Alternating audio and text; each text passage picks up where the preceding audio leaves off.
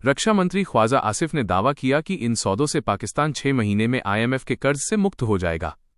ये जनता को आर्थिक सुधार का भरोसा दिलाने की कोशिश है। पाकिस्तान अपनी रक्षा प्रदर्शनी और ऑपरेशन सिंदूर, भारत के साथ संघर्ष के झूठे दावे का हवाला देकर JF-17 की मार्केटिंग करना चाहता है। करेंगे कि क्या रॉयटर्स पाकिस्तान मिलिट्री और जो पाकिस्तान के अंदर मौजूदा कठपुतली हुकूमत है इसके लिए PR कैंपेन्स रन कर रहा है और इसको मजीद आसिफ साहब के इस बयान को कौम भी खुश हो ले या इसको सिर्फ हम सियासी बयान और खुशफहमी तक समझें?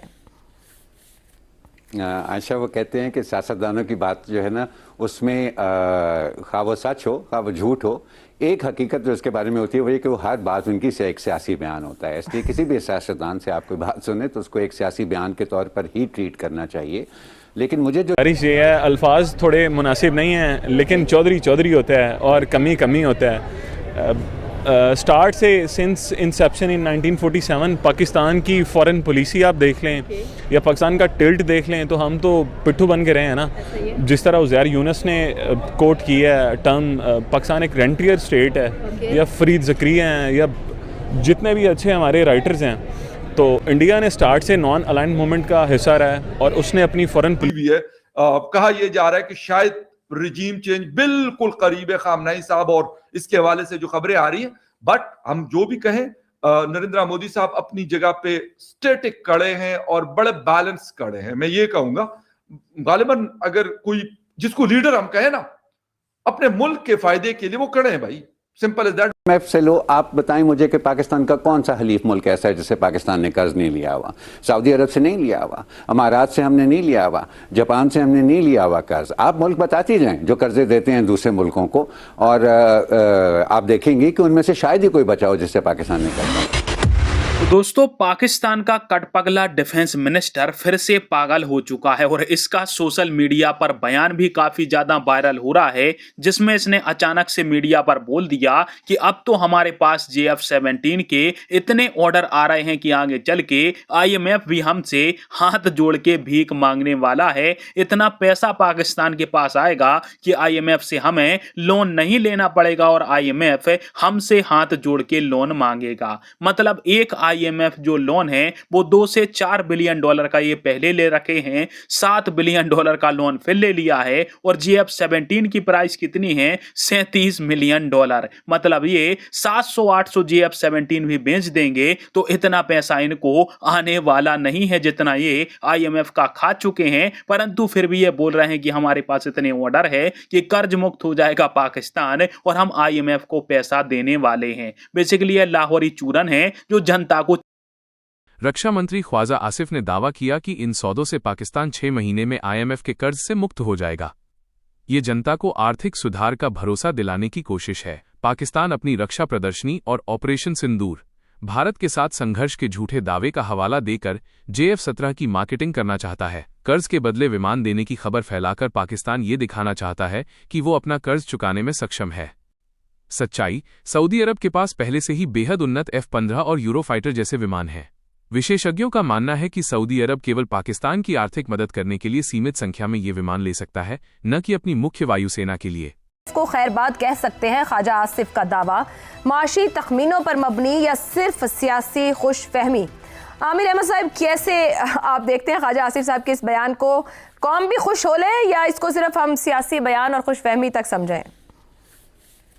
आयशा, वो कहते हैं कि सियासतदानों की बात जो है ना उसमें खा वो सच हो खा वो झूठ हो, एक हकीकत जो इसके बारे में होती है वो ये कि वो हर बात उनकी से एक सियासी बयान होता है। इसलिए किसी भी सियासतदान से आप कोई बात सुने तो उसको एक सियासी बयान के तौर पर ही ट्रीट करना चाहिए।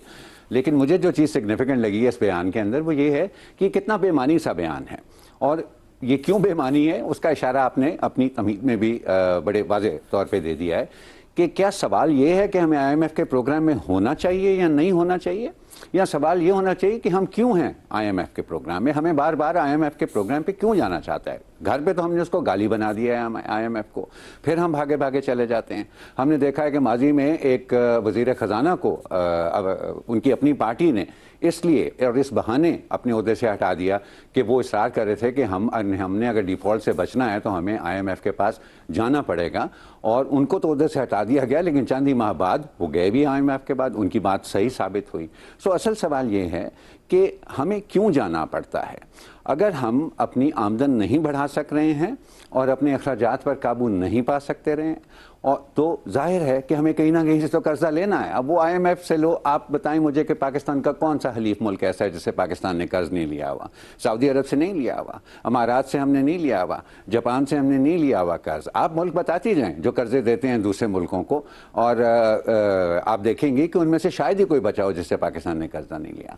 तो क्या उस सूरत हाल के अंदर कोई तब्दीली आ रही है? और बुनियादी सवाल ये कि जो आपने बड़ी अच्छी तरह से, मेरा ख्याल है, उसको बयान किया है कि वो मईशत के ज़रिए नहीं, शायद रनवे के ज़रिए एक रास्ता ढूंढ रहे हैं इससे बाहर निकलने का, जो मेरे ख्याल में मुमकिन नहीं।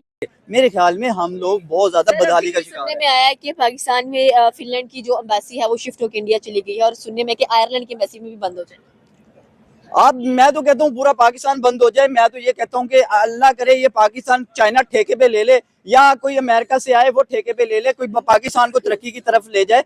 हमारा जो मुल्क है ना वो तरक्की की तरफ हमें जाता नजर नहीं आ रहा। मैं तो चाहता हूं कि भाई हमारे मुल्क में अमेरिका के लोग आए, वो इस मुल्क पर कब्जा कर लें और वो इस मुल्क को, उस मुल्क पर तरक्की करते हमें कहीं ना कहीं वो सीरियस है कि यकीन करें कि मैं मतलब यहाँ से लोग अमेरिका भागते हैं, क्यों ना अमेरिका को यहाँ बुला लें, वो यहाँ पे आके इन्वेस्टमेंट कर दे, वो आगे हमारे मुल्क को बेहतर कर दे। अब यकीन करें कि लोग 80-80 लाख 90-90 लाख 1-1 करोड़ रुपया लगा के बाहर जाते हैं। क्यों जाते हैं? किन क्या मकसद है उनका? भाई पैसा कमाया जाए, अपना फ्यूचर बेस्ट किया जाए, अपने फैमिली का बैकग्राउंड बेहतर किया जाए।